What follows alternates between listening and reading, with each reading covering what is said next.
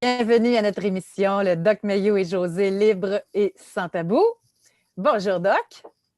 José, continuité de ce matin. Chers abonnés, vous avez manqué quelque chose si vous n'étiez pas au 9h30.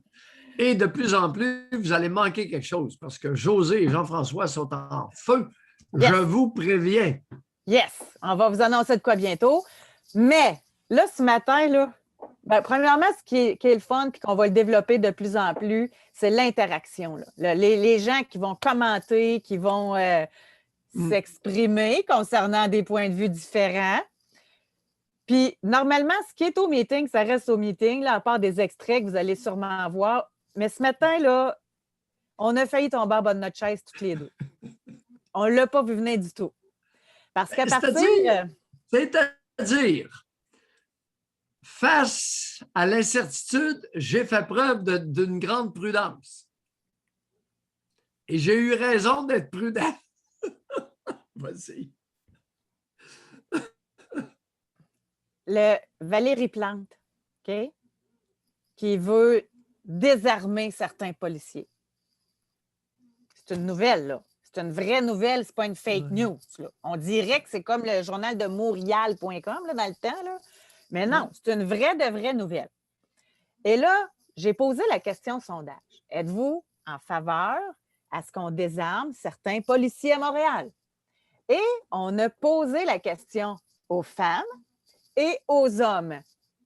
Tout en cachant le premier résultat obtenu. Certain. Là, on commence à avoir plus un tour dans notre sac, là. On va garder ça, Doc. On va garder la formule dévoilement quand tout le monde aura répondu. Admettons, juste pour le fun, là, dans le chat, là, écrivez donc, selon vous, là, le pourcentage de femmes qui sont en faveur, OK, à ce qu'on désarme certains policiers et pourcentage d'hommes qui sont en faveur qu'on désarme certains policiers. Juste pour le fun. J'aimerais vraiment ça avoir votre input. Là. Allez-y de même, là, rapidement. Là. Bon, là, Alexis, lui, il dit 75 des femmes, 40 des hommes. OK, 50 femmes, 40 des femmes, femmes 60, hommes 30 OK. Le résultat, OK, on a 10 des femmes qui sont en faveur. Et chez les hommes, on a 19 des hommes. C'est ça, 19? 79, parce que ça, je ne suis pas bonne en mathématiques. 79 qui sont contre. 21. 21 des hommes qui sont pour le fait qu'on désarme des policiers. Moi, j'ai deux surprises. Qu'il y ait autant d'hommes et qu'il y ait plus d'hommes que de femmes en plus. C'est la trouvaille du mois. Je capote. Chez nos abonnés. Je ne comprends pas. Et moi non plus. Fait que c'est ça. Fait qu'à partir de maintenant, oui. À partir de maintenant, dans le meeting, déjà que c'était super intéressant. Là, on amène l'interaction, puis on amène les questions sondage. Fait que ça va vraiment nous permettre d'avoir votre pouls au sujet de l'actualité du jour. Ça, c'est vraiment intéressant. Alors, est-ce qu'il y en a... Y aurait-il un lien avec le matriarcat québécois? Hein? Ah, c'est bon, il m'est venu un flash. Ben vous, le matriarcat, vous le mettez même dans votre sauce à spaghetti, je suis sûre. Là. Vous, le matriarcat, il est partout. Là. Fait que là... Osez. OK. Retenu. Okay. Okay. En passant, le retour des sondages, c'est pour le meeting seulement. Oui. Et, parce que je vois la question, retour des sujets imposés, non. Parce qu'on aime beaucoup la liberté. Ah, ben oui. Non, sujet imposé, on oublie ça, là. C'est ça. Excellent. Bon. Alors, hier, on a failli parler. Il s'en allait travailler. Il n'a pas pu. Il vient de lever sa main tout de suite. Nous lui accordons le droit de parole. Manuel, bonjour. Oui, bonjour. Bonjour tout le monde. Manuel. Fait que, ben oui, malheureusement, le travail m'appelait hier. Fait que, ben, c'est pour faire un suivi un peu, là, qu'est-ce que j'avais déjà parlé un peu avec vous autres.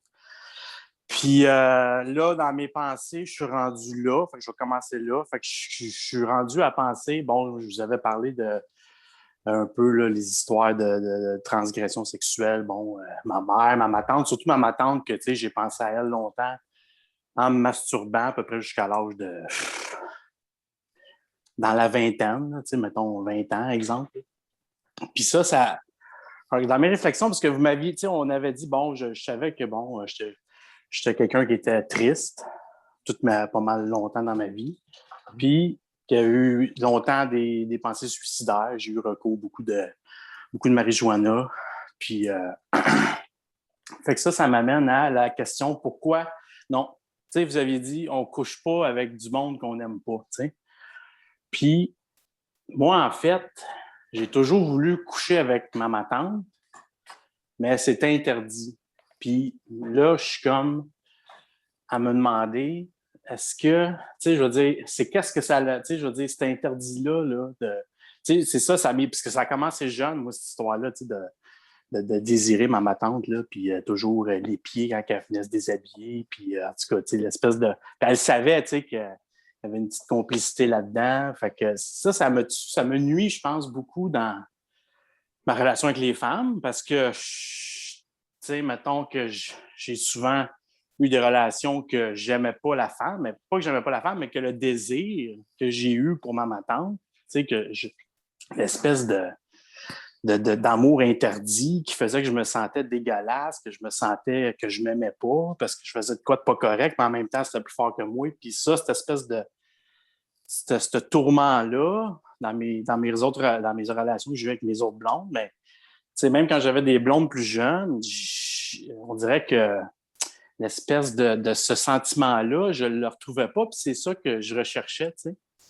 En tout cas, dans mes réflexions, je me demande, est-ce que, ben c'est ça, tu sais, ma capacité à aimer le sexe opposé, je pense que j'ai été... non, ouais, non. non, Qui là, trop embrasse mal étreint.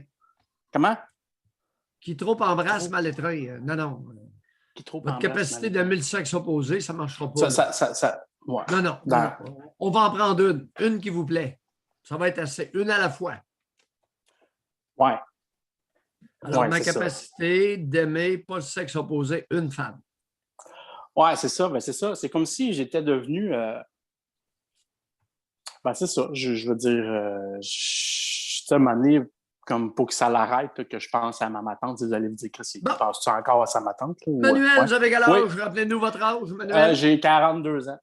42 ans. Eh boy, qu'on s'approche de Saint-Jude. Mais, avant de recourir au service de Saint-Jude, on va revenir à ma tante. Oui. Avez-vous remarqué comment vous l'appelez? Oui, ma tante, oui. Vous répétez 2 fois. Oui, maman, oui. Maman. Ouais. Maman. Oh, bizarre. Manuel, vous êtes transparent. Vous avez parlé de vous être masturbé jusqu'à 20 ans en pensant à elle, avez-vous dit. Oui.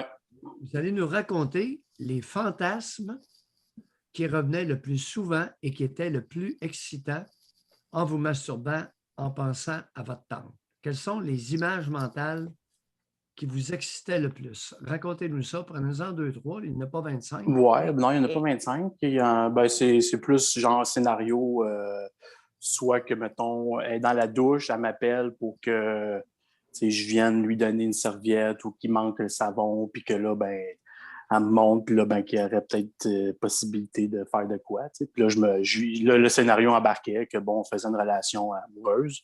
Il y en avait un autre aussi non, que, mettons... Non. Relation amoureuse, là, non. Non, oui, relation sexuelle, excusez. Non. Puis, on va démêler l'amour du sexe, là, dans votre cas, en 2 temps de 3 mouvements. Alors, continuez, mais les images mentales. Les images mentales, c'est un scénario, là. Un scénario, c'est beaucoup plus féminin que masculin. OK. L'image mentale, c'est elle me fait une fellation, je lui puis après ça, je la pénètre, puis j'ai éjaculation.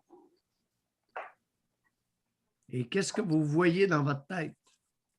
Je la vois, elle, nue, ses seins qui me sucent. Après ça, ben là, elle veut que je la pénètre. Fait que là, bon, ben, go. Puis, ça Est-ce que dure. ces seins, vous les avez déjà vus? Ah, ben oui, je l'ai vu tout nu souvent. Là. Ben, j'ai vu ses seins, ses fesses, sa vulve, tout son corps, là, le dos, le côté, de face. Comment vous avez pu voir sa vulve? Ben, quand elle est tout nue, quand elle se déshabillait ou quand elle était dans la douche ou quand que. C'est ça, là. Elle se déshabillait pas mal un peu n'importe où, sans se cacher, sans. Quelle Fait différence d'âge? devant moi. Ouais. Oui, Comment? ça a commencé, vous aviez quel âge? Ouais, ça a commencé, là, 5-6 ans. Là. Quand elle allait aux toilettes, je veux dire, ouais, la porte. Oui. Elle vivait où, cette femme-là? Ben, elle vivait pas avec nous. Elle vivait chez elle. Puis c'est juste qu'elle venait souvent chez moi, chez ma mère, chez mon père. Puis où on allait chez elle. Puis chez elle, ben, c'était aussi ça. Là, ouais. OK. Et quel âge avait-elle lorsque vous aviez 5-6 ans? Elle devait avoir dans la début trentaine. OK.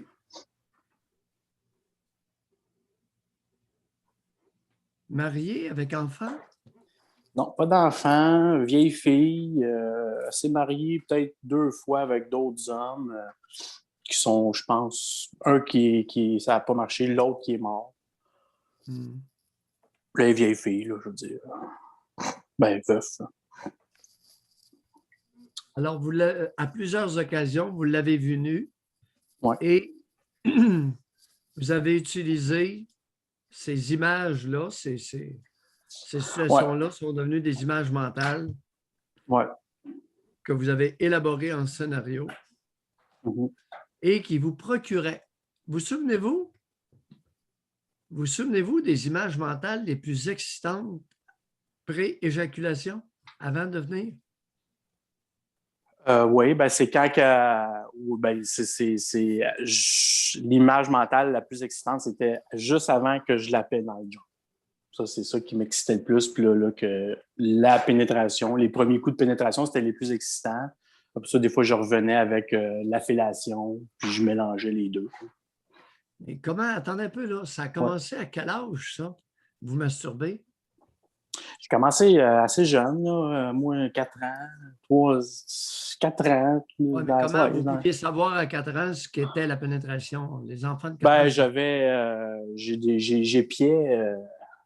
Ben, moi, je me levais la nuit, puis des fois, j'allais voir qu'est-ce qui se passait au sous-sol. Puis là, ben, des fois, j'entrouvrais la porte du sous-sol, puis là, la télé était là. Puis c'est des fois mon père, ma mère ou je ne sais pas qui écoutait. En tout cas, ils écoutaient de la pornographie. Fait que je regardais les films de sexe à travers la porte. Fait que d'un très jeune âge, j'ai eu plein d'images, tout ça. Puis ma tante, j'ai focusé sur ma tante après pour avoir d'autres images. Là, puis c'était là. Votre tante, c'est la sœur de votre père ou de votre mère? La sœur de ma mère. La sœur de votre mère. Au niveau beauté, est-ce que ça se compare? Oui, comparé à ma mère, genre? Oui. Oui, mais ma mère un petit peu plus belle, mais l'autre plus horny, là, plus cochonne, aguichante, là, elle savait là, que j'étais excité par elle, puis ça a duré longtemps, ce petit jeu-là. C'est sûr que ma mère, elle aussi, elle se promenait Proximité à l'adolescence.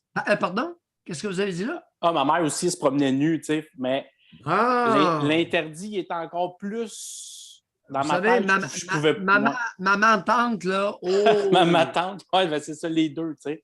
Oh! Je savais que je ne pouvais pas me masturber. C'est comme dans ma tête, je ne pouvais pas me masturber en pensant à ma mère. Fait que je me switchais à la tante. OK, on a un 2 pour 1 ici, là. Ouais, tu sais, puis à un moment donné, ma mère, elle a comme réalisé que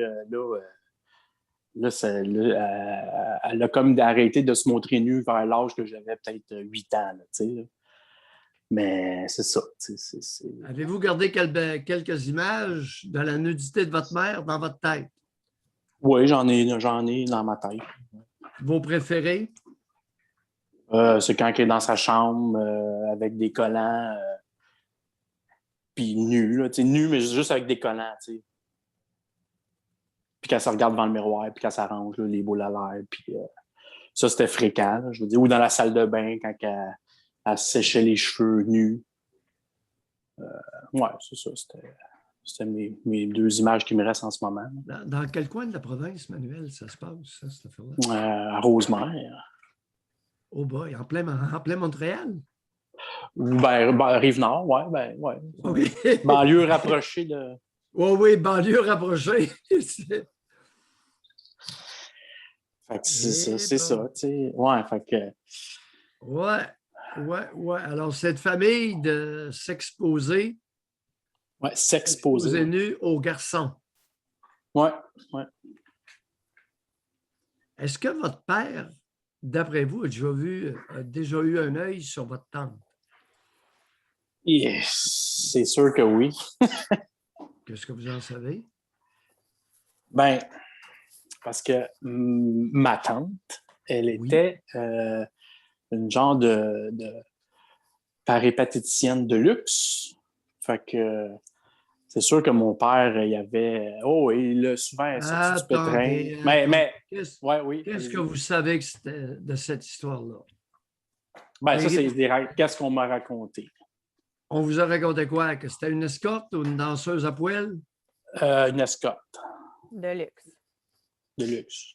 Ben, pour la mafia, tu sais. Fait là, c'est... je sais que mon père, ça a l'air que... Ben, en tout cas, il a fait un autre enfant avec une madame entre moi et ma soeur. Puis cet enfant-là, c'était d'une femme qui était amie avec ma tante, tu sais. Fait que ça a été comme un secret que ça a amené sa sortie, là. Elle était escorte, elle aussi? Oui, elle aussi était escorte. Fait que mon père, lui, c'est ça. Même s'il était avec ma mère, il y a toujours eu plein d'autres femmes dans sa vie. Oui, ben Manuel, il y a du monde en messe?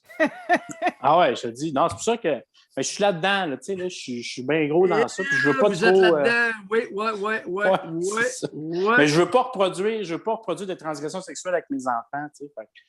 C'est pour ça que je fais ça. Ah, oui. Ouais. Puis il y avait du poil dans la famille. Ah, il y avait des boules à l'air en esti. Fait que ma petite fille, elle vient d'avoir 9 ans, mois de mars. Oui. Puis mon petit gars, lui, il va avoir 8 ans, mois de mai. Oui. Et votre conjointe, comment se comporte-t-elle avec l'un et l'autre? Ah, on est séparés. Oui.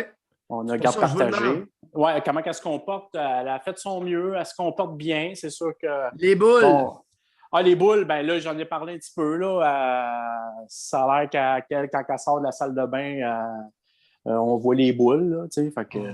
OK, c'est correct. Okay. Mais je veux dire, c'est pour... C'est d'une génération. Votre fils a 8 ans. Oui. Alors, il est en train de s'emmagasiner, puis j'imagine qu'elle doit avoir des beaux seins, comme toutes les femmes qui les montrent. Une femme qui n'a pas des beaux seins, bizarrement, elle ne les montre pas. Surtout pas à son fils. Oui. Ben, j'ai dit à mon petit gars, regarde, essaye de ne pas... essaye de ne pas regarder. Ben oui, Manuel. Oui, je sais. Plus tu dis, ne fais pas, tu le suis dans la tête, tu le fais. Là, ouais. Oui, non. Non, on dit je dis ça à sa mère. Parce que là, vous allez le culpabiliser. Oui, c'est ça. En plus. Ouais. Et là, c'est à toi de ne pas regarder. Oui, non, oui. Hey, petit garçon de 8 ans, il voit les boules qui se promènent, Simonac. C'est compliqué, pareil. J'aimerais rappeler à nos abonnés que c'est les seins qui sont la partie la plus attrayante chez la femme. C'est pas les fesses. Elle a beau se mettre un string dans la piscine. Puis c'est sûr que, tu sais, moi, avec ma fille, tu sais, je veux pas, là, tu sais, le papa chéri, là, ça l'a arrêté ça fait quelques années, là, tu sais. Fait que je prends mes distances, tu sais, je veux pas rien non plus, tu sais, mon petit gars. En tout cas, fait que c'est ça. Je suis là-dedans. Ça me rappelle aussi mon âge quand j'étais à cet âge-là, tu sais. Manuel, juste attendez un petit peu parce que je ne sais pas si le doc entend. Parce que là, on le voit qui est comme figé dans l'écran. Fait que là, ça serait l'Internet de son côté à lui, là. Parce que moi, vous m'entendez? Ouais, OK. tu Les petits bouges. Ah, Bon. Ah! Oh! OK. Doc est de retour. OK. Là, votre Ouais. micro. Votre Ah. micro. Excusez. OK. Juste ajuster le micro. Il est encore gelé, on dirait. OK. Bon. Bon. Parfait. OK. Excellent. C'est correct. J'ai rien touché de mon côté. Non, mais on dirait que votre connexion est plus fragile. J'ai fait un reset. J'ai fait un reset. Ça doit être de ma faute, là, l'Internet Non. saute. Non. Manuel, vous avez mentionné quelque chose d'important. Bon. OK, allez-y. Vous avez une fillette, vous êtes père d'une fillette de 9 ans. Oui. Alors, vous, votre comportement sexuel, votre nudité, qu'est-ce que vous avez fait avec ça? Ah, moi, je me suis caché, là. Je veux dire, ben, regarde, quand il était petit bébé, là, 1 an, 2 ans, je prenais des bains avec elle. On était nus, là. Mais mon petit gars aussi, mais j'ai arrêté ça à partir de 2 ans. Bon. Puis sinon, non, là, toujours caché. Je dis, on ferme la porte. L'intimité, c'est important. Barre ta porte quand tu vas dans ta douche. Quand tu vas dans, tu sais, là, bien gros, là, moi, c'est bien, c'est assez, je suis pas sévère, mais c'est rigoureux, là.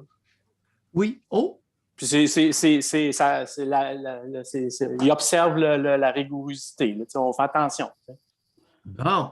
Et comment va-t-elle? Comment fonctionne-t-elle, votre fille de 9 ans, votre fillette de 9 ans? À l'école, elle va super bien. Oui. Écoute, la petite fille épanouie, là. OK. Ouais. Alors, vous êtes sur une bonne voie. Par contre, votre garçon, on s'en va où avec ça, là? Ben, c'est ça, là, je sais que lui, plus ce temps-là, sa mère, elle m'appelle des fois, puis là, je me suis pogné avec Zachary, fait qu'il y a comme une espèce de petite relation amoureuse qui se développe. Là, Non, il n'y a pas de haine. Non, ouais, ben en tout cas, ouais. Mais c'est ça, Non. cette espèce de ce trip-là tordu un petit peu, là, c'est comme son petit chéri à elle, Qu'elle alimente de toutes pièces régulièrement? Ben oui, là. Est-ce qu'elle le laisse dormir dans son lit? Non, ça l'a arrêté, là, mais Depuis quand que c'est arrêté? C'est arrêté, ça doit faire 1 an et demi, 2 ans. Là. Mais tu sais, j'ai dit, elle n'est plus. Non, ben tu sais, c'est elle qui appelait, tu sais, elle les appelait. Fait que là, j'ai dit arrêter là, d'aller dans son lit, laissez-la tranquille dans son lit, là, tu sais. Ben, des fois, elle les appelait souvent là, pour qu'ils viennent, Qu'est-ce qu'elle fait dans la vie, cette femme-là? Qu'est-ce qu'elle fait? Dans quel domaine? Travailleur autonome, elle fait des entretiens ménagers. OK. Ouais. OK. Écoutez, je suis un peu à court de mots, Manuel. Je pense non, je sais, mais moi aussi. Là, j'essaie de briser des cycles. J'essaie de briser des cycles de mon bord. Comprend. Puis, on comprend qu'au moins, vous êtes de bonne foi. En tout cas... C'est épidémique. J'entends juste ça. C'est ça. J'entends juste ça. Non, ben, j'en reviens pas, moi non plus. Écoute, puis je regarde... Puis, écoute, je vois d'autres enfants, des fois, qui viennent jouer avec mes enfants, puis j'entends des histoires, puis je vois des mères âgées, puis des pères, je me dis... Tabarnouche, c'est long avant que ça change. Mais on fait quoi avec ça? Ben, je sais pas. Je veux dire, regarde, moi, je fais de mon bord le mieux que je peux faire, tu sais. Oui. Avoir été battu, avoir été rabré, tu sais, toute la patente. J'ai pas battu mes enfants, j'essaie de pas faire de transgression. Tu sais, puis là, moi, j'essaie de bien aller dans ma vie aussi. Je veux être épanoui, tu sais, puis je veux essayer d'avoir... une vie qui semble moindrement agréable, qui est le fun. Alors, le cycle maman-tante. Maman-tante. Ça, là, maman-tante, là, ça va être la trouvaille de la journée. C'est fort, ça, pareil. Je n'avais pas pensé, mais maman-tante. Maman-tante. Ouais. Les deux. Puis tante, le mot tante comme tenter, tu sais. Ah, allez-y. peut faire plein de jeux de mots. Mais, Et là, l'impact dans votre vie sexuelle, il est là. Il y a un impact, puis vous voulez vous en sortir. C'est ça? L'impact, c'est plus. Non, dans ma vie sexuelle, là, tu sais, comme j'ai expliqué à ma blonde que, tu sais, moi, j'aime savoir des bonnes explosions. Fait que là, ça fait un mois, là, j'ai des bonnes explosions. C'est cool, tu sais. Fait que, puis, tu sais, on s'est communiqué, puis ça a bien débouché, je trouve. Mais, tu sais, c'est surtout que elle, peut-être comme reproche, elle me reproche peut-être d'être un peu distant ou froid, ou peut-être pas aussi amoureuse qu'elle est de moi, tu sais. Puis, tu sais, je veux dire, ça... Regardez, ce point-là, vous allez le prendre avec un grain de sel. Ouais.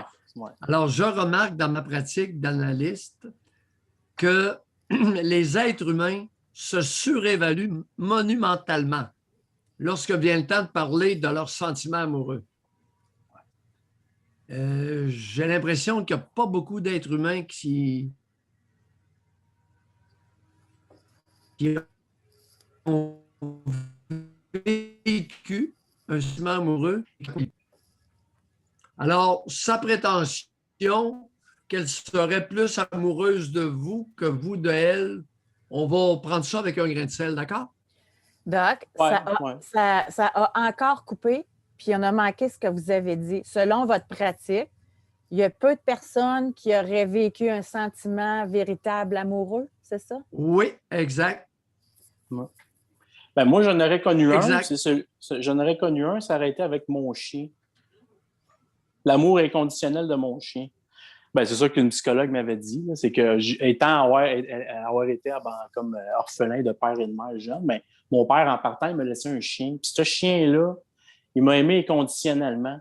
Puis, c'est ça qui m'a peut-être sauvé, à la différence de ma sœur cadette d'un an et demi, qui, elle a encore aujourd'hui, j'envoie mes meilleures pensées, là, mais ça faut que ça aille bien dans sa vie. Mais c'est ça, je veux dire, je pense que ça m'a permis peut-être pas de briser totalement mon esprit. Ce chien-là était toujours avec moi. Puis, il m'aimait, lui, sans raison. Il était toujours content de me voir. Manuel, il n'y a pas de quoi de se réjouir là. Non, je sais, mais parce que c'est triste aussi. Non, le lien créé entre un animal, cet animal et vous, ne peut pas être reproduit entre une femme et vous. Non, c'est ça. Ouais.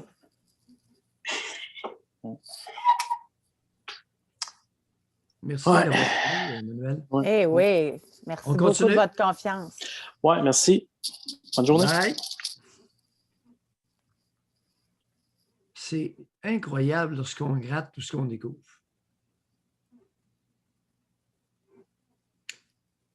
Condamné à ramer seul pour essayer d'amener ses enfants à reconnaître la transgression sexuelle intrafamiliale et à ne pas y plonger.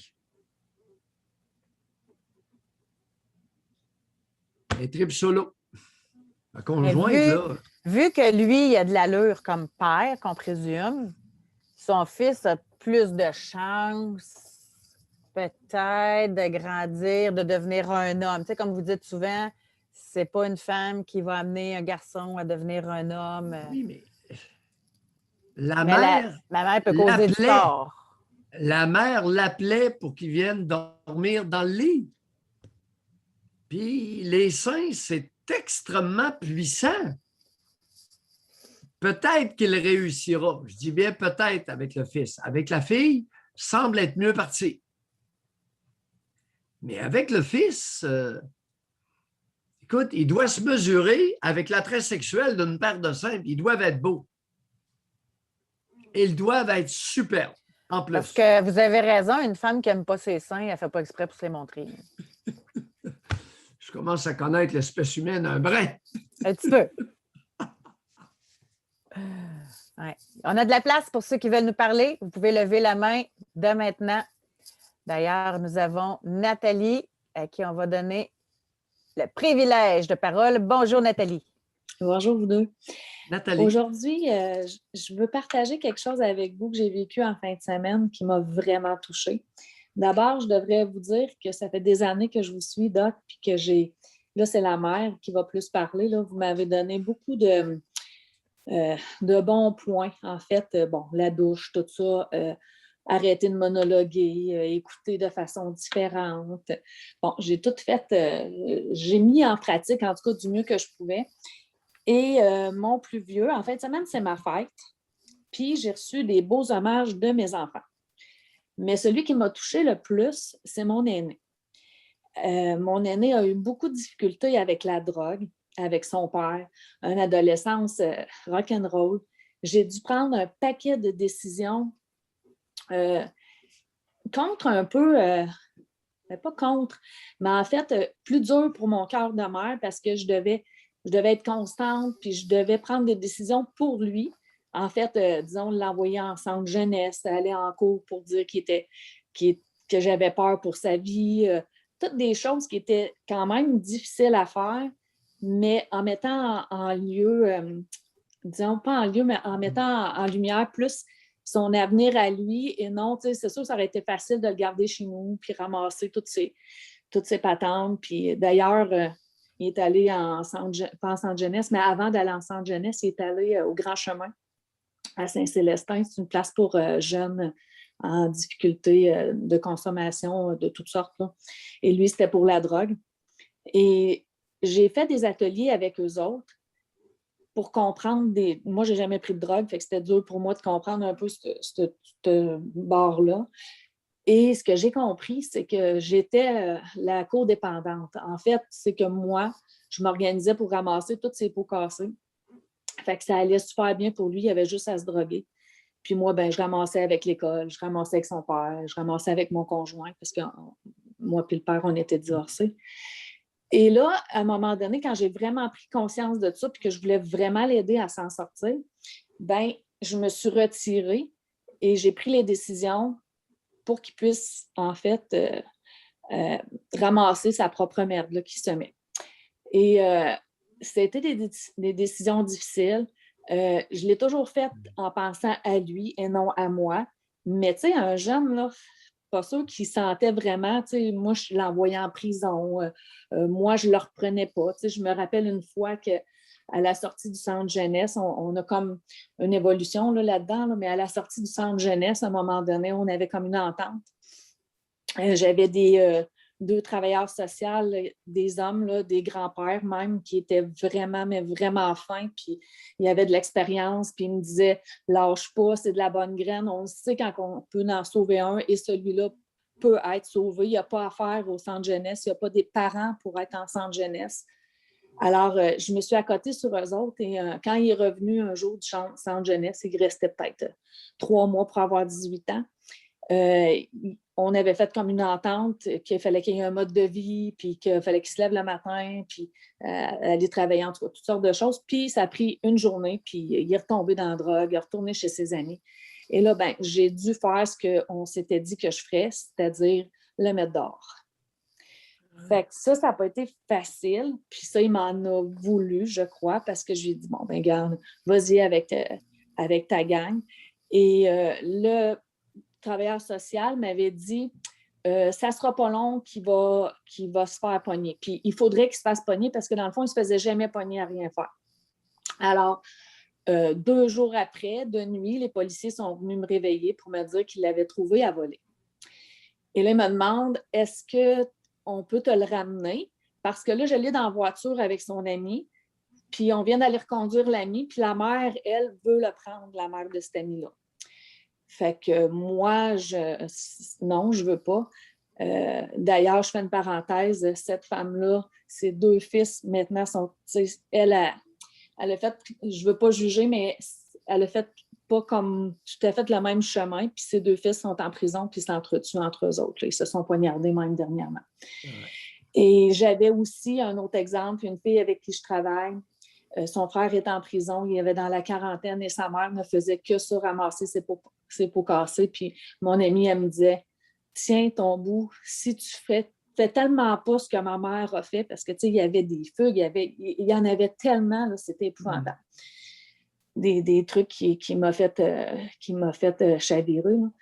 Et non, mais pas chaviré, mais en fait, qui aurait pu me faire chavirer, mais non, je me suis plu. Revenez Alors, oui, 2 jours plus tard, de nuit, les policiers se présentent. arrive chez moi, puis là, il est dans l'auto. Oui, il me demande si je veux le reprendre. Et là, c'est ce qu'on avait mis en branle avec le travailleur social. Il avait déjà réservé sa place au truc de centre jeunesse là, qui est là pour 48 heures. Et là, ils lui disent, j'ai dit non, vous pouvez l'envoyer à cet endroit-là et tout ça.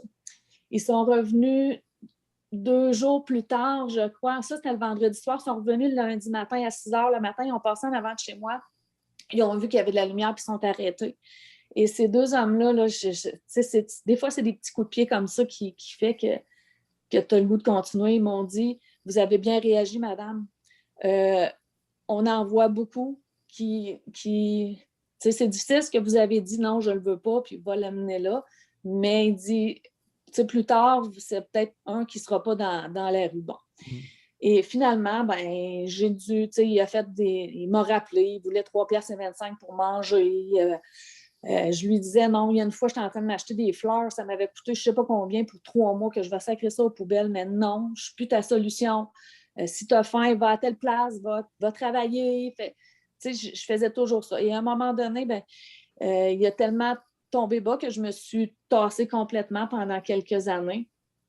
Puis, à un moment donné, ben, j'ai décidé, il était rendu plus vieux, j'ai décidé de lancer la perche et tranquillement, on a refait contact. Et je le voyais, là, il m'appelait plus maman, il m'appelait par mon prénom. En tout cas, puis une journée, puis on se voyait à l'occasion, c'était pas rien de... Puis je le voyais, il essayait souvent de me faire sentir coupable avec des trucs de son père ou des affaires. Je le relevais rien, j'essayais de continuer. Puis... Et à un moment donné, mon conjoint il a eu la brillante idée de l'inviter au chalet pendant quelques jours d'affilée. Je n'étais pas certaine, mais j'ai fait « OK, gars, on y va ». Et cette journée, ce week-end-là, en tout cas, cette semaine-là qu'on a passé, nous, il faut dire qu'on est on est une famille quand même très... on fait des jeux de société, on faisait du ski, on a des très... Avant qu'il dérape là, à 14 ans, il y avait quand même une belle truc familial. Là. Et quand il s'est replongé là-dedans, au chalet, ben, au début, c'est la terre à boire, c'est une place qu'il a aimée, tout ça. Puis au début, là, il n'arrêtait pas de nous piner. Puis toutes les affaires qu'on disait, il était contre. Il y avait des souvenirs erronés. Là. Tu m'as mis en garderie, mais j'ai dit, parce que j'ai arrêté de travailler pendant 5 ans. Je ne t'ai jamais mis en garderie. C'est pas de moi que tu parles. Là. Incroyable. Tu m'astines. Incroyable. Mais il s'était fabulé un historique personnel. C'est fréquent chez les drogués, chez beaucoup de monde. Mais fabriqué ou bien ça y avait été mis insinueusement en tête par quelqu'un d'autre? Un ou l'autre, un et l'autre. Bien, c'est ça. En tout cas, il y a eu un peu aussi d'aliénation parentale. Là. Bon, on ne se le cachera pas, mais bon. Mais tu sais, je trouvais ça capoté qu'ils me disent des affaires comme ça. Ça, je l'ai astiné parce que je voulais rétablir la vérité, mais quand ils nous astinaient sur un sujet d'actualité, on ne disait rien. À un moment donné, je me suis dit, ça va être long en tabarnouche. Mais il s'est mis à cuisiner avec moi, on s'est mis à prendre des marches, on est allé jouer dehors avec les chiens. Bon. Et là, à un moment donné, mon chum est en train de faire une rénovation, puis il demande « Est-ce que tu peux m'aider à déplacer ça? » Fait que là, il se promène avec le gros morceau de bois dans le chalet, puis il se demande où le mettre. Puis là, mon chum, il dit « Regarde, fais juste le déposer là. » Fait que là, il le dépose, mon chum le dépose, mais lui, il le dépose pas, puis il le garde dans ses mains, puis il bouge plus. Puis à un moment donné, il dit « Ben tant pis d'abord. » Puis là, il le dépose. Puis là, il a fait comme un genre de crise d'anxiété. Il a dit « Je veux m'en retourner chez nous. » Puis on dirait que je me sens comme si j'avais 15 ans. Puis... Et là, on était comme bouche bée. Il s'est remis en petit bonhomme. Puis il s'est mis comme à pleurer. Ça, il pleurait jamais, même pas quand il était petit.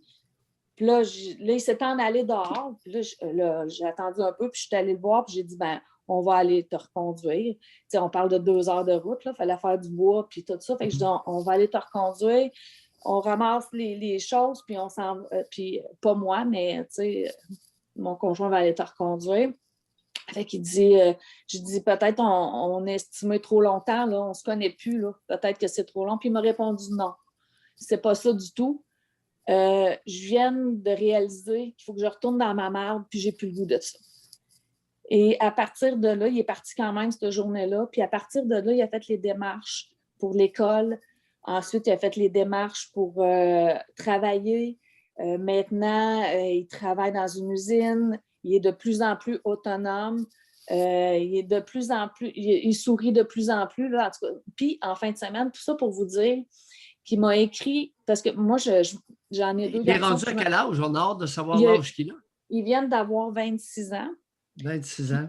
Puis quand il s'est réveillé, c'est comme s'il m'a dit « J'ai perdu 7 ans de ma vie. » On dirait que je viens de me revoir à 15 ans, tu sais, qu'il y a 7 ans que je n'ai pas évolué. Là, et en fin de semaine, c'est ça. Nous, on se parle par Messenger ou texto. Là, on est, même avec mon autre garçon aussi, là, je ne suis pas très envahissante. Là, ça, j'ai compris ça. Puis il m'a écrit bonne fête à la meilleure des mères. Il n'a pas écrit maman, là, il a écrit mère. Passe une belle journée. Et ça, Doc Mayou, là, je vous en dois une grosse partie. Parce que vous n'étiez pas en onde dans le temps que je me battais avec son père, d'ailleurs, puis avec le centre jeunesse et tout ça. Mais je me disais dans ma tête, qu'est-ce qu'il ferait? Tu sais, tout ce que j'ai accumulé de qu'est-ce qu'il a dit de toutes les années, parce qu'on vous entend des fois, mais on ne sait pas qu'on va avoir besoin de ça. Mais tu sais, vous nous amenez à réfléchir à des... pas à réfléchir, mais à prendre des actions qu'on les a entendues par vos auditeurs et tout ça. Là. Et ça, c'était... En fin de semaine, ça, c'était ma plus grande paye. C'était vraiment... Wow, j'ai bien fait. Il m'en veut pas. Ça, c'est ce que j'entends. Là. Il m'en veut pas.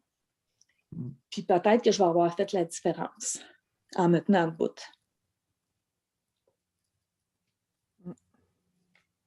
Le géniteur de cet enfant-là, de quoi il a l'air? Je l'ai connu, on avait 15 ans. On a fait un bon bout ensemble. Moi, j'ai fait la moitié de mes... Tu sais, je l'ai laissé, j'avais 31 ans. D'ailleurs, c'est votre émission, une fois, qui m'a fait comprendre parce que, tu sais, moi, je l'ai laissé parce qu'on n'avait pas les mêmes...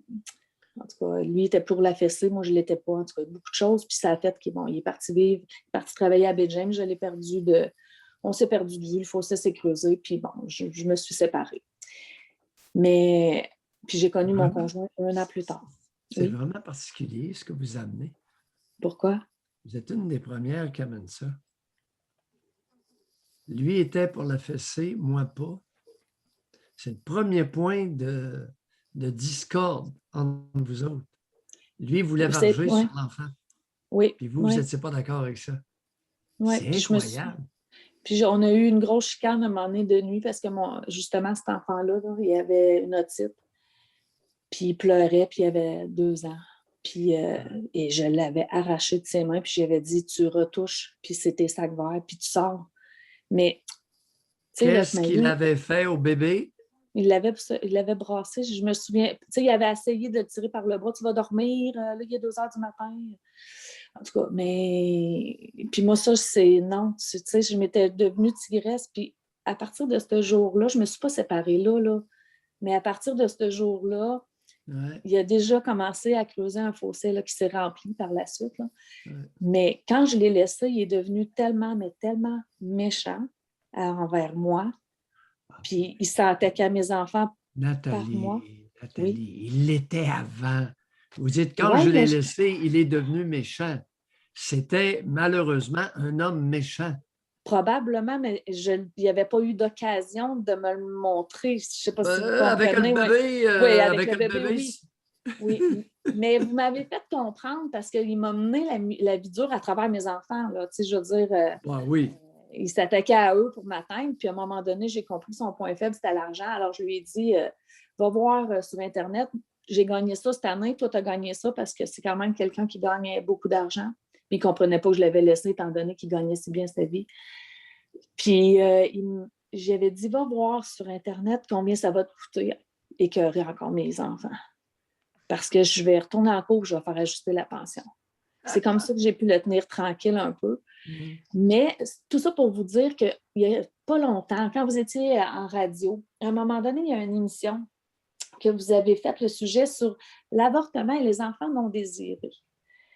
Et c'est là que vous m'avez... Moi, j'ai dit, cette émission-là, elle ne me touche pas, mais je dis, je vais l'écouter quand même en cuisinant. Tout ça, je l'écoutais en podcast. Puis là, à un moment donné, vous avez dit des choses. Tu sais, moi, je reviens à lui, là, mais sa mère voulait une fille. Et elle racontait à tour de bras, au souper d'amis, souper de famille, souper de n'importe quoi, qu'elle, elle n'en voulait pas. Puis quand elle ne voulait pas de gars, puis que quand elle a su qu'elle avait un gars, ben elle est allée le porter à pouponnière, puis que c'est sa mère qui est descendue de où qu'elle habitait pour venir dire, tu vas t'occuper de ton enfant, puis ben là, elle dit, bon, ben, j'en ferai un deuxième pour avoir une fille et tout ça. Et vous aviez expliqué que de ne pas être désirée et le rejet, puis elle avait fait dans le dos de son père, parce que son père n'en voulait pas non plus. Bon, en tout cas, tu sais, puis elle répétait ça tout le temps. Et là, j'ai compris que moi, quand je l'ai laissé, le sentiment de rejet, on dirait qu'il m'a fait payer tout ce que sa mère m'avait fait faire le lien que c'était pas parce que je me disais que si j'ai fait, là, je l'ai juste laissé, j'y ai laissé son fonds de pension, j'ai laissé la maison pendant 1 an pour qu'il me rembourse, pour pas avant de me rembourser. Tu sais, j'ai été vraiment correcte. Je me dis, mais voyons, c'est un crime de plus aimer quelqu'un. Tu sais, tu peux pas faire payer quelqu'un. Parce que les gens me disaient, ils t'aiment tellement, pas en tout, ils m'aiment pas. C'est pas de l'amour, ça, voyons donc. Aucun amour là-dedans. Vous faites Non. bien de l'amener. Puis, tu sais, Aucun amour là-dedans. C'est une vengeance. Il vous a fait payer que la bonne femme, sa génitrice, lui avait fait subir. C'est ce que j'ai compris par vos propos. Ah, vous là, avez cette bien fois-là. compris. Oui. Puis ce que vous m'avez aidé aussi beaucoup à voir, c'est la patinoire. Tu sais, dans le temps, là, mes enfants étaient jeunes, puis je vous entendais dire la patinoire. S'ils ont besoin de plus pas de restrictions, mais de support pour placer la bande. Moi, à un moment donné, il est allé chez le psychologue, mon fils, avec son père. Puis là, on m'a fait venir parce que ça a l'air que c'était moi le problème. Puis finalement, ils ne m'ont plus jamais fait revenir. Ils ont décidé que ce n'était pas moi le problème. Mais mon fils avait dit au psychologue, j'aime mieux vivre chez ma mère parce que chez ma mère, on place la vaisselle dans le lave-vaisselle. Et moi, ça, j'ai retenu que ça, c'était votre bande. C'est que lui, il était insécure, puis plus qu'il avait une routine, une constance, même pour le dodo ou quand il était petit, ou plus vieux pour juste un mode de vie, ben ça lui donnait une sécurité. Puis ça, je l'ai compris avec le lave-vaisselle. Puis dernièrement, j'étais vraiment fière parce que ma jeune fille de 15 ans vous a appelé pour prendre des informations sur sa vie. Puis j'ai trouvé ça wow parce que je l'ai fait. Hein? Continuez. C'est ça parce qu'elle vit des affaires, elle m'en parle, puis je trouve ça beau qu'elle m'en parle. Puis elle me dit, qu'est-ce que tu ferais, toi, maman? Ben, je dis, moi, là, je prendrais un petit appel au doc à José. Mais je ne m'attendais pas à ce qu'elle fasse, par exemple.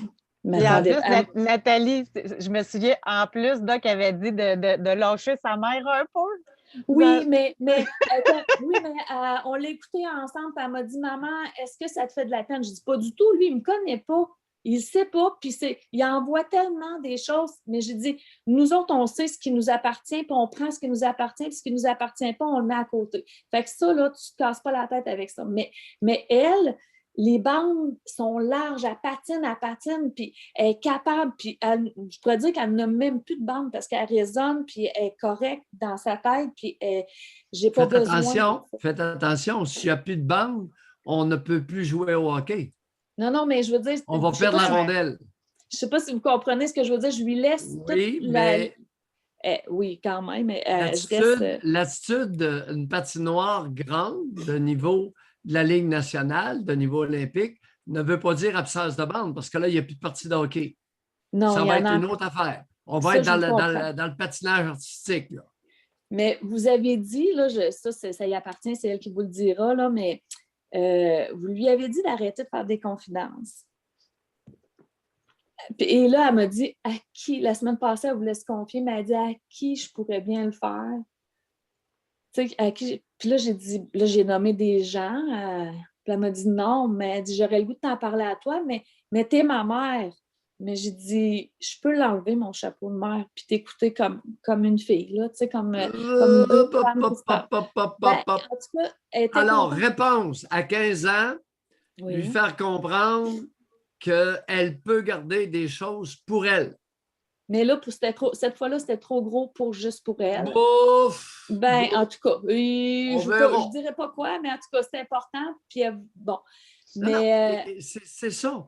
C'est d'amener accompagner les enfants pour que, à la fin de l'adolescence, ils soient bien préparés à solutionner plusieurs problèmes de vie importants, y inclut leur avenir.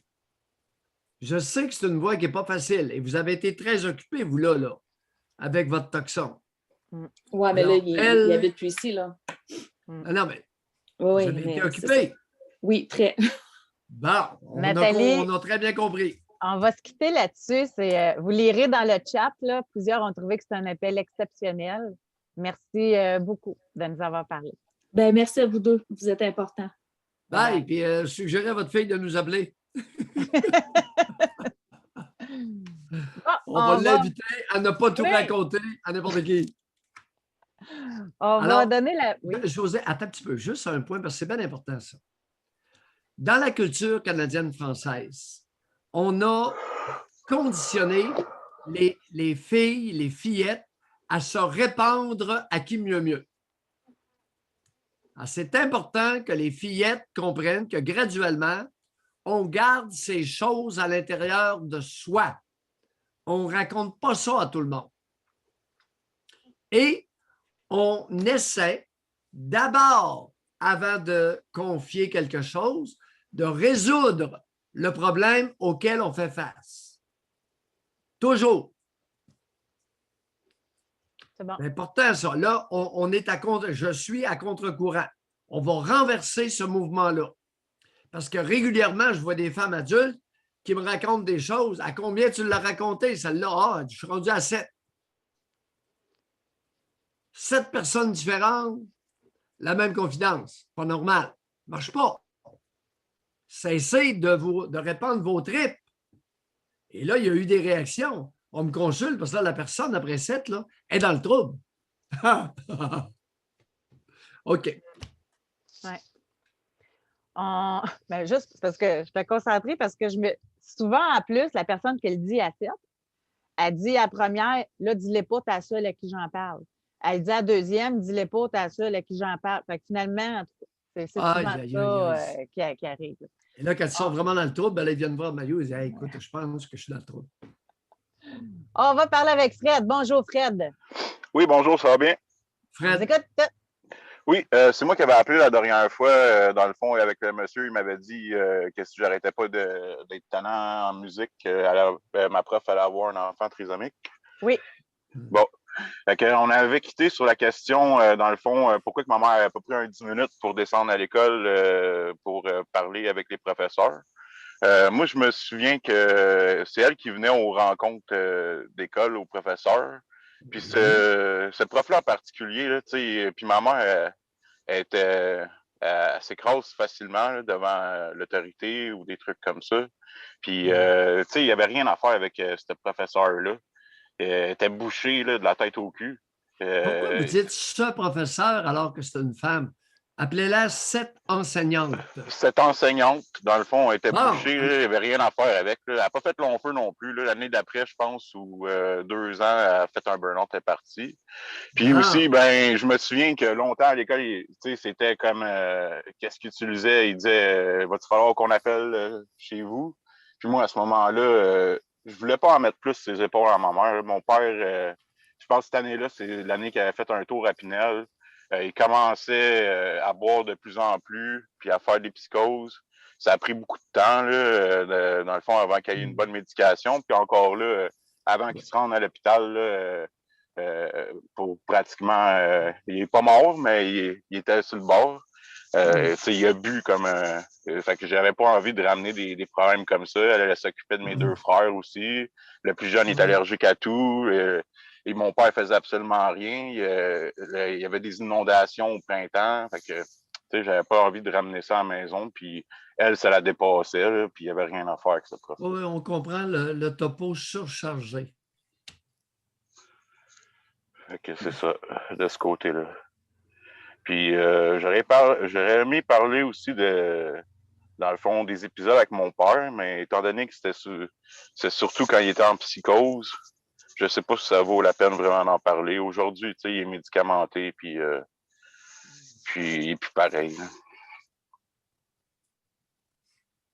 Vous avez quel âge, Fred? 33 ans. 33. Vous savez, je suis très à l'aise si vous voulez parler de son comportement en psychose, l'impact que ça a eu sur vous. Allez-y, lâchez-vous. Je suis très à l'aise. Dans le fond, c'est ça. Je vais parler des éléments les plus marquants. Oui. Il y a eu une année où il avait pogné il jouait dans les machines. Il avait passé, je pense, 25-30 000. En tout cas, il ne gagnait pas bien plus que ça. Là. Oui. Puis il m'avait dit, il dit, faut pas que tu en parles à ta mère. Là. Il dit, mais là, ça va pas du tout. Là. Puis il dit, il va falloir que je me suicide, l'assurance, puis blablabla. Puis ça m'avait empêché de dormir une couple de nuit, là, cette histoire-là. Puis j'en ai pas parlé. Avec la psychose. Il était gambleur, il avait tous les vices. L'animal, il buvait. Ouais. Il était malade psychiatrique et puis il était gambleur en plus. Oui. Il y avait quelque chose qu'il n'avait pas, lui, là? Non. Allez-y, continuez. Alors, il était gambleur, puis... Puis, c'est ça. Cette fois-là, il m'avait dit ça. Puis, je me souviens que, c'est ça, dans les premières journées, j'avais de la misère à dormir, tu sais, je gardais ça. Puis, mais après ça, j'étais fâché qu'il n'avait pas passé à l'acte. Puis, je me souviens même, à un moment donné, il dormait bien sous, là, en après-midi, là, puis... c'était l'enfer, là. Moi, j'avais dit à ma mère, va-t'en, arrête ça, là, quand j'ai commencé, mettons, à comprendre un peu, là, dans les mêmes années qu'il avait arrivé l'affaire à l'école, 5e, 6e année. Puis elle voulait pas, elle disait, mes frères, elle l'avait pas connu comme ça. Puis mes frères, puis elle comprenait pas qu'est-ce qui se passait parce que je sais qu'il y a eu beaucoup d'histoires d'abus aussi du côté de sa famille. Je connais pas les exacts, mais l'autre fois, je vous entendais parler là, que des fois, quand un enfant arrive au même âge que des trucs se sont arrivés, là, ça l'excuse pas, mais par exemple, j'ai vu que ça, dans les mêmes années, là, à ce que j'ai entendu des autres membres de la famille, là, ça expliquerait pourquoi ça a tant dégringolé. Mais comme je dis, ça l'excuse pas. Puis après ça, il y a eu une fois que je m'avais levé, ça faisait du bruit. Moi, j'étais plus à l'école. J'ai lâché à 15 ans. Puis j'entendais du bruit dans la cuisine. Puis là, je me suis levé. Moi, j'avais pas été à travailler cette journée-là. Il était pas au courant, j'étais en maison. Puis là, je me suis levé, puis il était en train de mettre du gaz partout dans la maison. Là, je dis, qu'est-ce que tu fais là, tabarnak? Puis je dis là, tu t'en vas te coucher, câlisse. Puis là, après ça, lui, il était fini raide. Il était allé se coucher. J'ai nettoyé ça. Je n'ai pas parlé tout de suite à ma mère. Là. Je voulais pas y en mettre non plus d'autres ses épaules. Là. Mais à un moment donné, il fallait aussi que je lui explique à quel point que ça pouvait être dangereux. Là. Puis cette fois-là, on a tout le temps des affaires comme ça. Là. C'est soit qu'il était totalement absent puis fait, ou soit que c'était une affaire incroyable. Fred, vous avez soulevé un point. Comment se fait-il que votre mère, avec trois enfants, soit demeurée dans cette relation-là? Je sais pas. Elle voulait le sauver. Elle avait espoir de retrouver l'homme qu'elle avait connu. Puis en même temps, avec le travail, les problèmes à l'école, les problèmes de partout. Tu sais, quand un moment donné, il avait arrêté de boire 4-5 ans, puis tu sais, ça avait du bon sens, là. Mais dès qu'il commençait à boire puis consommer d'autres choses, puis il y a eu tous ces médicaments, là, ça a été long, là, avant qu'il trouve quelque chose pour le stabiliser, là. Il est bipolaire type 2. Mais Fred, moi, ce que je comprends pas, c'est qu'elle avait zéro avantage, là. Tu sais, il était chaud, il prenait ses médicaments, il gagnait pas cher, puis en plus, il était dangereux pour vous, là. Tu sais, c'est ça que je comprends pas. Qu'est-ce qui étais-tu bien religieuse, votre mère? Ben, tu sais, mes grands-parents ils étaient religieux. Tu sais, ils ont toujours été ensemble. Ils ont 65 ans de mariage en ce moment. Mes parents aussi, ils sont mariés, puis ils sont toujours ensemble aujourd'hui. Aujourd'hui, c'est ça, là, le bonhomme master, il a pris son trou, puis il est médicamenté, puis il travaille, il regarde la télé, puis il écœure plus personne. Mais à ce moment-là, je ne sais pas. J'avais demandé, j'avais dit. Je me souviens, là, dans Alors, ses premières psychoses, elle nous ramenait, Oui. elle nous pognait, on faisait nos bagages, puis on allait chez ma grand-mère. Parce que là. Attendez un peu. Vous parlez du mot psychose. Vous n'avez pas référé à aucun comportement psychotique. Ben, il disait, il partait à crier. Il y avait de l'écume sur le bord de la bouche. Puis là, il disait des affaires. On va te crucifier après l'asphalte, t'as vu le Microsoft, puis des affaires incompréhensibles, mais avec des mots vraiment lourds. Puis Là, vous jasez. Oui. Puis là, il criait, puis il n'y avait plus rien à faire, puis la police venait le chercher, puis l'amenait à Pinel. Puis, OK. Là, vous parlez. Ça, c'était les psychoses, mais tu sais, en même temps, toute émotion forte, c'est comme un réservoir d'accumulation. Puis là, à un moment donné, quand il y avait trop d'émotions ou trop d'affaires, là, il explosait en psychose. Fait que j'hésitais non. Moi, je le voyais de même. Non. Les émotions fortes là, qui provoquent des psychoses à un instant. Là. Ça fait 41 ans que je suis dans le business. Là. Non, mais c'est vrai, la drogue. Là. Il en prenait, puis il buvait. Qu'est-ce qu'il prenait comme drogue? Cocaïne, speed? Je sais qu'il a pris un peu de cocaïne pendant quelques années, mais c'était principalement de l'alcool. Puis aussi, il prenait ses médications tout croche. Il y a des médicaments, des fois, qui arrivaient dans le décor puis qui les aimaient on pouvait peut-être lui donner des antidépresseurs sans antipsychotiques qui activaient la psychose. C'est fréquent, c'est un phénomène qui est fréquent. Je sais que les activants, là, ça a été terrible. Là, ils prenaient tout, là, puis c'est bon. Il y a des médicaments à un moment donné, là, il y en a essayé tellement, là, je ne pourrais pas tous vous les nommer. Puis vous dire que... Non, c'est correct. On a compris. Alors là, quel âge a-t-il? Quel âge a-t-il? Quel âge a votre mère? Là, ils sont dans la proche soixantaine. Seulement? Oui, un peu plus. Mon père, je pense 62. Ma mère, je pense que ça va avoir 60. Comment vous expliquez? Êtes-vous admiratif de votre mère? J'aime beaucoup ma mère. Je veux dire, si elle n'aurait pas été là, j'aurais pas fait long feu en société. C'est-à-dire, qu'est-ce que vous voulez dire par là? Moi, un moment donné, c'était rendu trop lourd. Là, puis moi, j'étais parti à Calgary. J'avais 17 ans, puis j'étais pratiquement dans la rue. Là. Un moment donné, je l'ai appelé, j'ai demandé qu'elle me prête un peu de tout m'en revenir, là, parce que je dégringolais là, pas mal. Mais sinon, je suis pas ouais, j'en ai eu beaucoup. Beaucoup d'idées suicidaires? Ouais, jusqu'à dernièrement, maintenant, je consulte. Là. Je suis suivi par un psychiatre. Bon.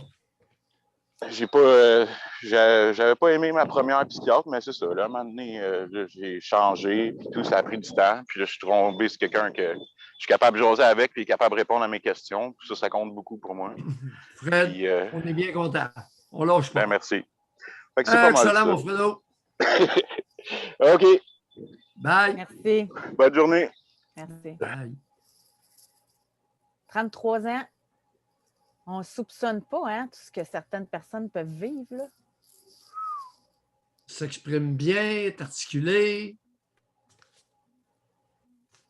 Non. Non, on ne soupçonne pas. Puis c'est très difficile de comprendre pourquoi que sa mère est restée dans cette situation-là, en mettant la vie en danger de ses enfants. Là. Ça...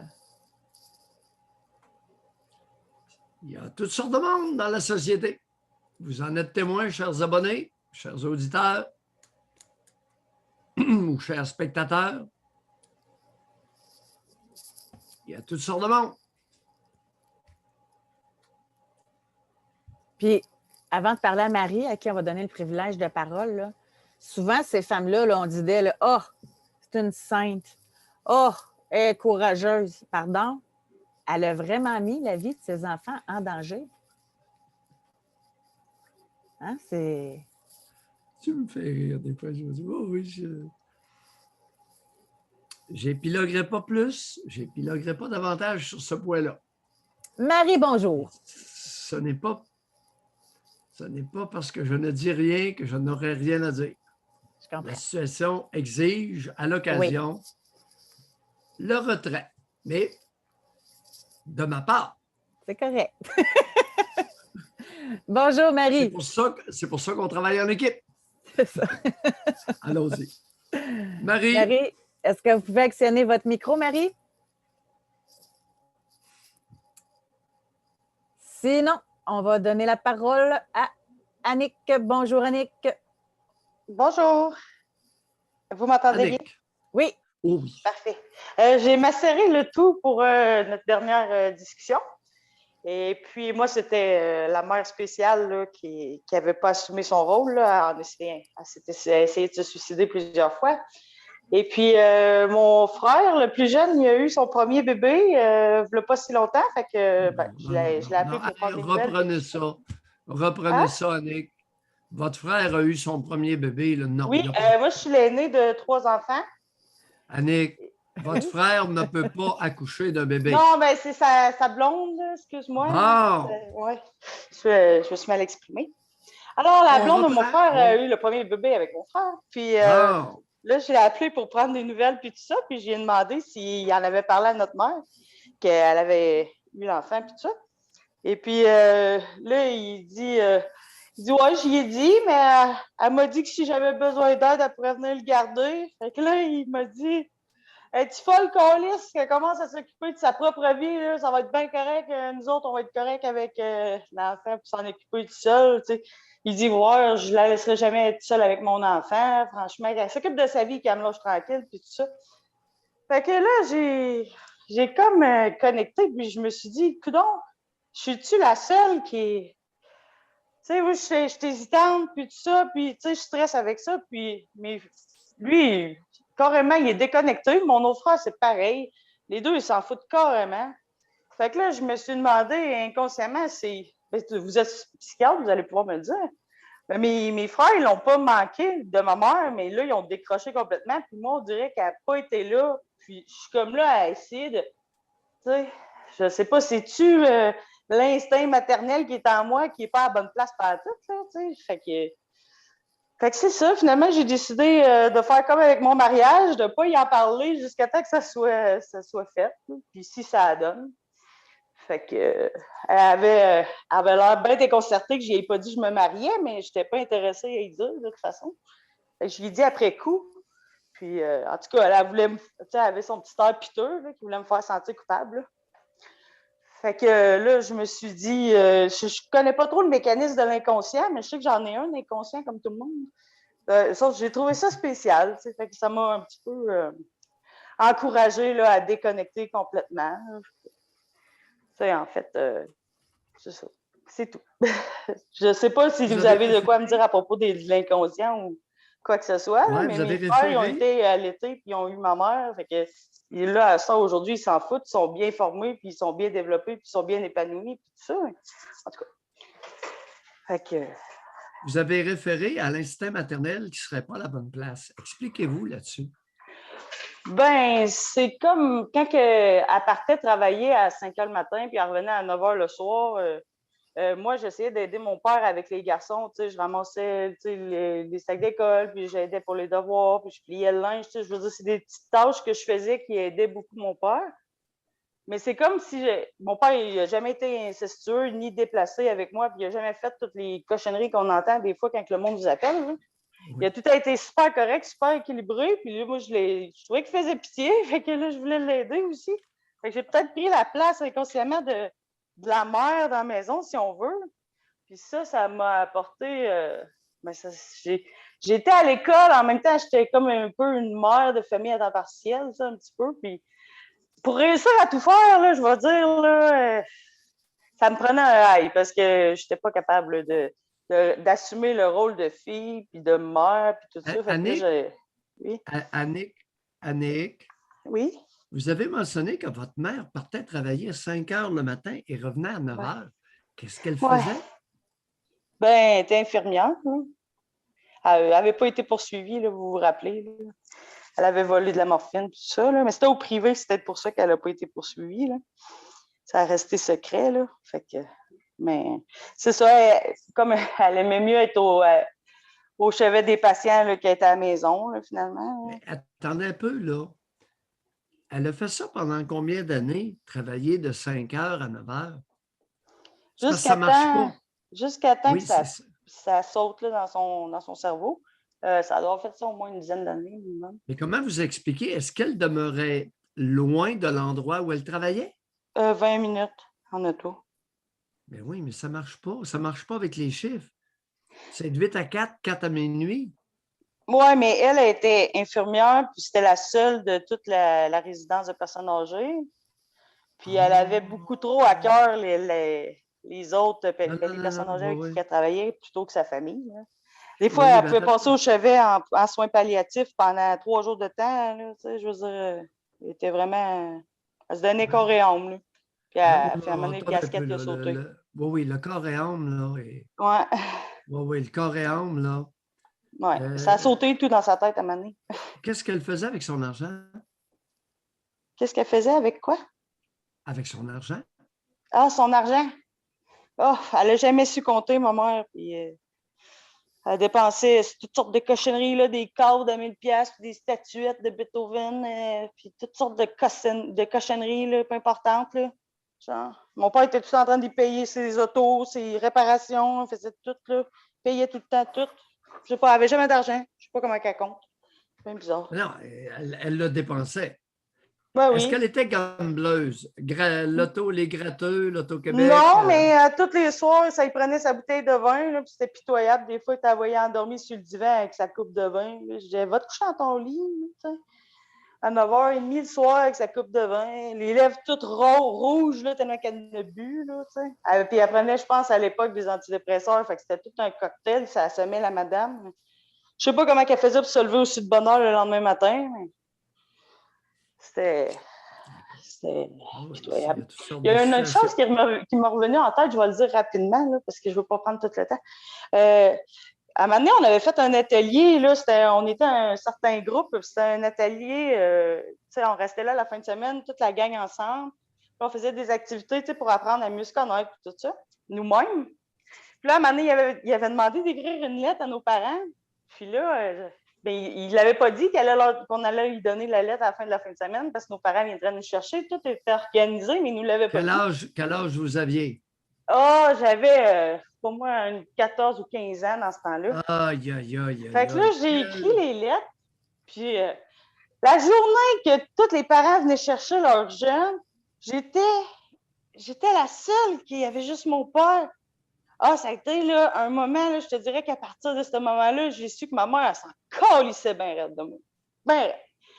Puis ça a été très émotif, cette journée-là. Puis la lettre que j'avais écrite pour ma mère, finalement, j'ai crissé le feu dedans, je ne l'ai jamais donné. Mais elle aimait mieux être au chevet de quelqu'un d'autre qui est venu me voir. Fait que je pense que ça a été comme une perche qu'elle aurait pu prendre. Puis là, après ça, j'ai déconnecté complètement de elle. Comme... Est-ce qu'elle est encore vivante, votre mère? Oui, mais elle n'est pas morte, mais pas forte. Là. En tout cas. Quel âge a-t-elle? Elle a 52 ans. Seulement? Oui. Comment est sa santé actuellement? Ben là, elle a des plombs partout dans le corps. Ils n'ont pas réussi à tout l'enlever quand elle avait tiré sa balle de 12. Puis elle prend des antidépresseurs, elle boit encore, elle n'a encore pas d'argent.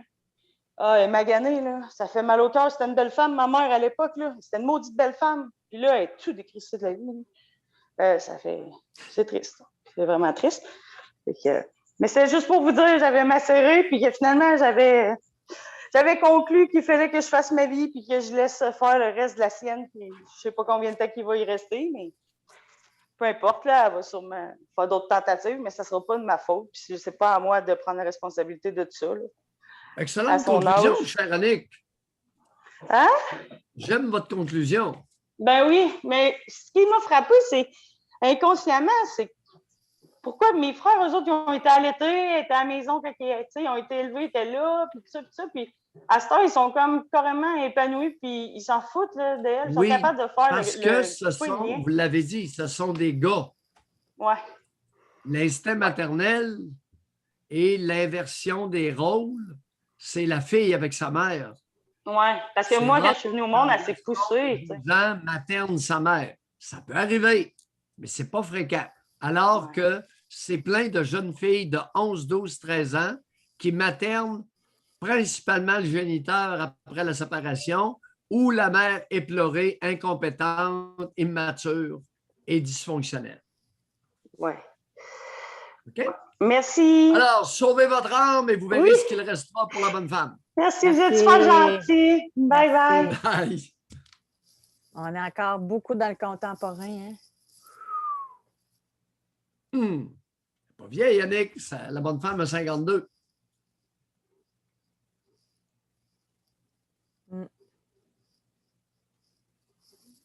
On beaucoup de mères incompétentes, dysfonctionnelles dans le Canada français. Je ne peux pas argumenter contre ça. Non, c'est vrai, c'est un fait. Il n'y a pas personne ici dans notre émission, avec toutes les histoires qu'on entend, qui peut argumenter contre ça. Là.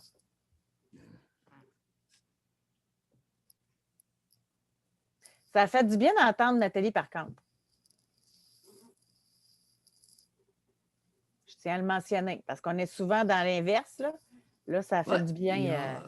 Il y a un bon 20% de mères dédiées et dévouées au Québec. Maintenant, est-ce qu'il y a plus que ça, à des degrés différents?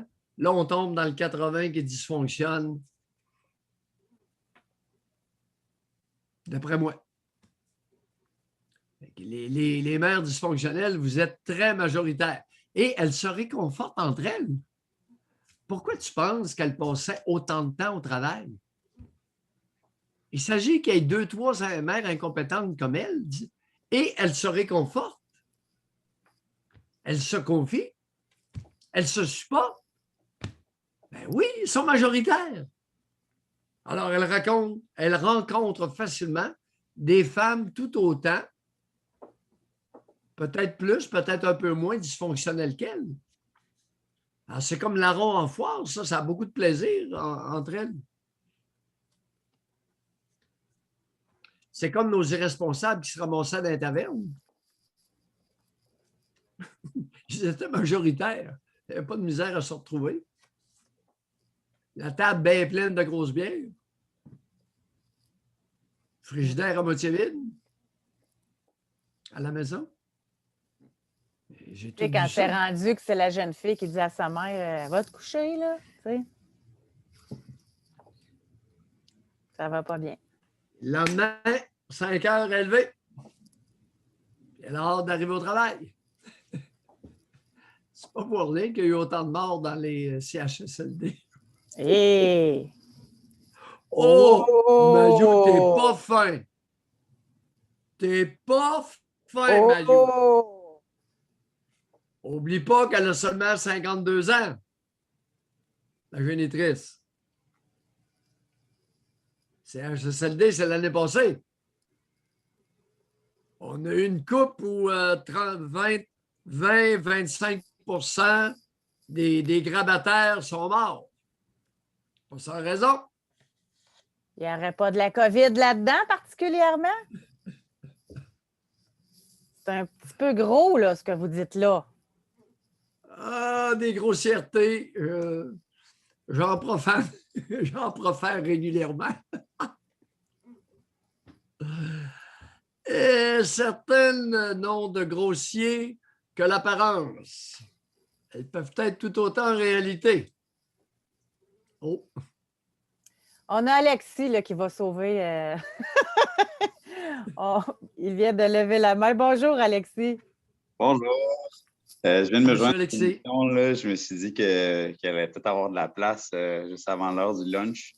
Oui. Oui. Ouais, dans le fond, j'appelle pour faire un petit suivi. Là. Je vous ai appelé les dernières semaines, vous informant, dans le fond, que j'avais eu beaucoup de changements dans ma vie, nouvel emploi, nouveau statut social. Donc, je suis passé de célibataire en couple à célibataire, puis qu'il y avait eu beaucoup de remous suite à ma rupture. Dans le fond, ça va mieux. Moi, de mon côté, là, j'ai commencé mon nouvel emploi, puis j'adore ça. Je me sens hyper stimulé intellectuellement. Là, ça me fait vraiment du bien de me rendre compte que je participe à un très, très gros projet pour la relance économique. Donc ça, c'est le fun. Mais je vous appelais aussi, dans le fond, parce que c'est sûr que je trouve ça un peu difficile malgré que je vois que l'horizon est quand même rayonnant pour moi, là. 2 points rapidement. Je vous avais dit que j'avais pris la décision de couper les ponts avec ma génitrice à la fin de l'année dernière. Puis qu'il y avait eu, entre ce moment-là puis aujourd'hui, comme des tentatives de la famille de me ramener auprès de maman chérie.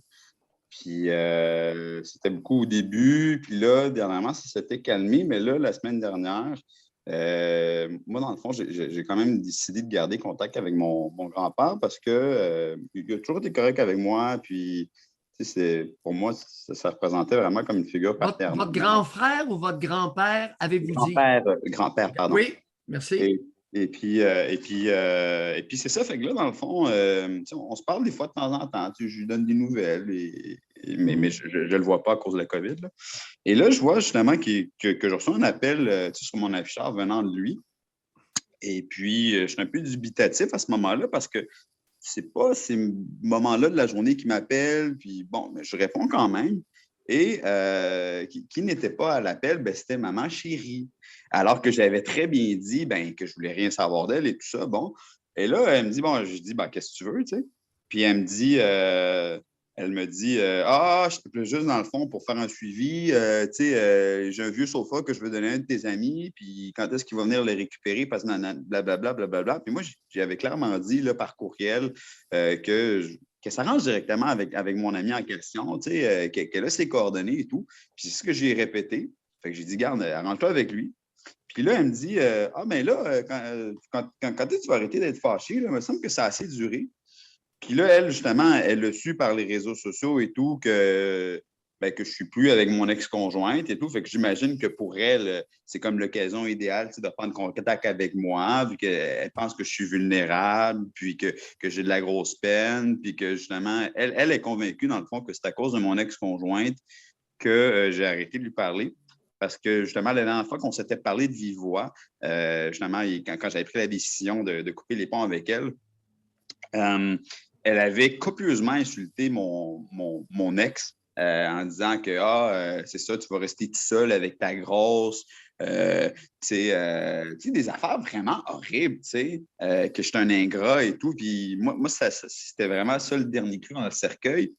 Et pour moi, même si je ne suis plus avec mon ex, même si en date d'aujourd'hui, je ne l'aime plus pour toutes les choses qu'elle m'a faites dernièrement, là, je suis quand même quelqu'un que j'ai respecté et que j'ai aimé profondément au cours des 4 dernières années. Puis je me dis, si cette personne est assez vile et assez salope pour insulter la femme que j'aime, mais Chris, ça fait juste confirmer que c'est une vidange puis que j'en ai pas besoin dans ma vie. Mais vous dire que ça ne m'affecte pas puis que ça me fait pas, ça me fait pas de peine de me rendre compte que j'ai plus ce parachute-là, ce filet de sécurité-là, que si je me plante dans la vie, il y aura toujours papa et maman qui vont être là pour me récupérer. C'est sûr que ça me donne un peu le vertige.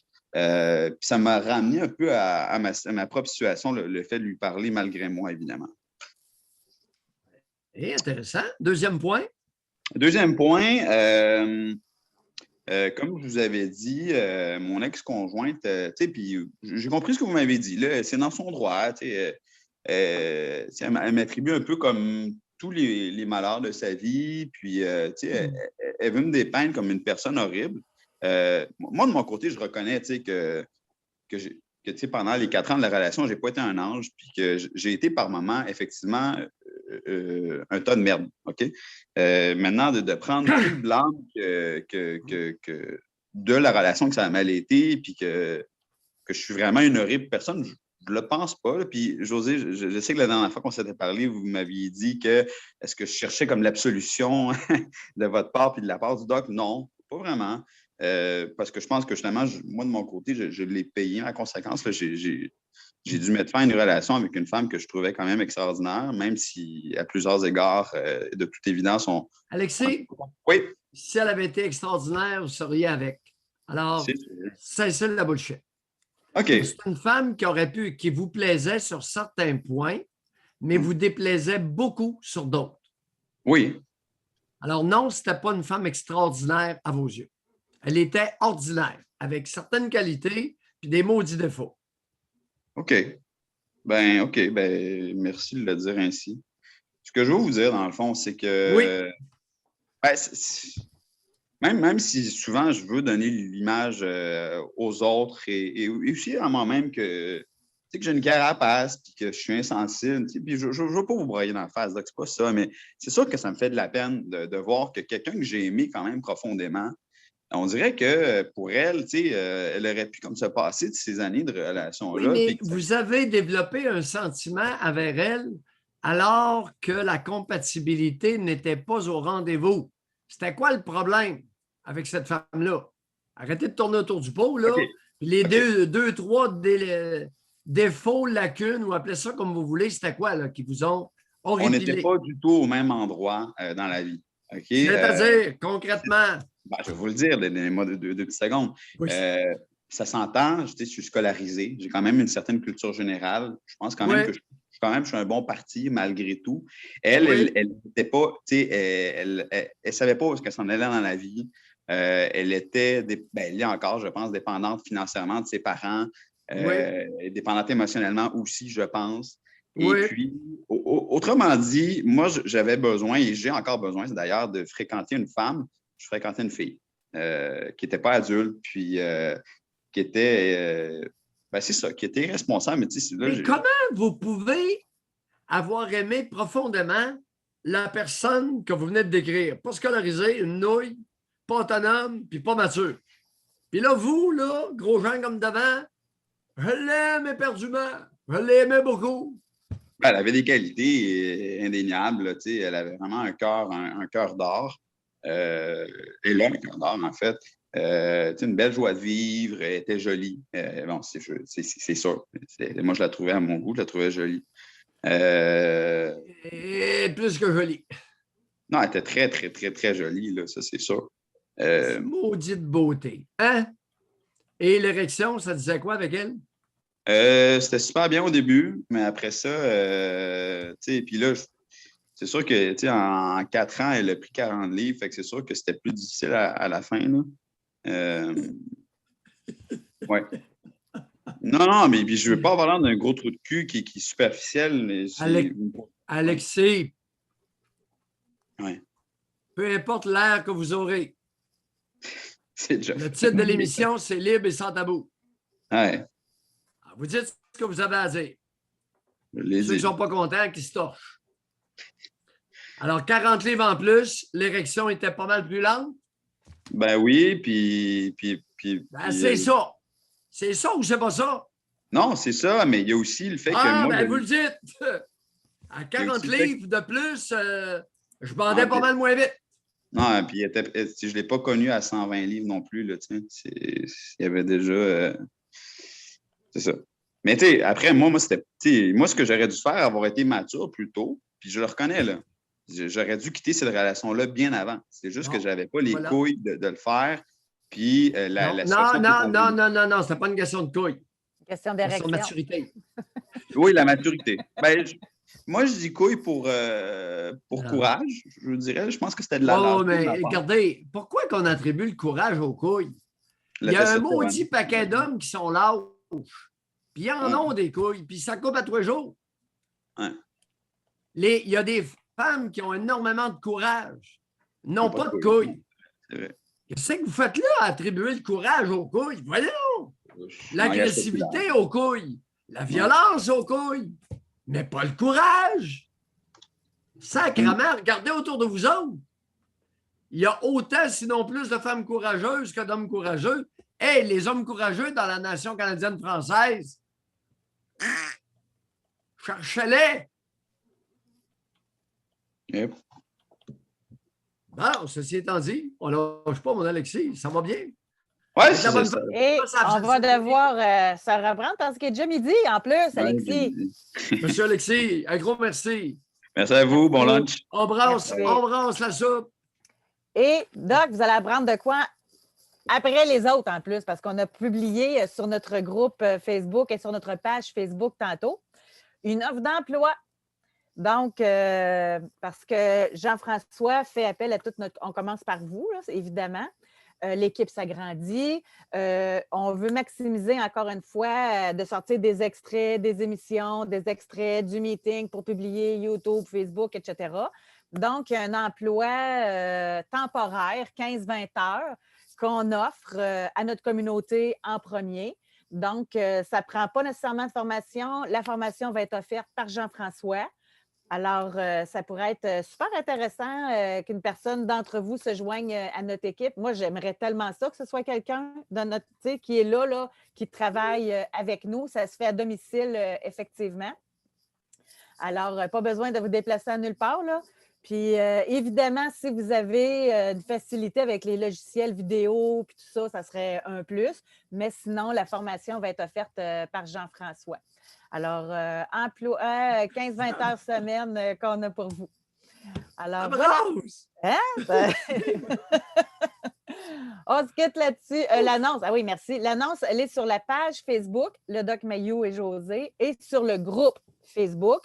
Et pour postuler, vous écrivez à show, S-H-O-W, à commercial, docmayouetjosé.com. Tout est écrit là, sur la page et sur le groupe Facebook. Voilà. Alors, on se retrouve demain pour le meeting à 9h30 et à l'émission. Bye tout le monde. Oui. Bye.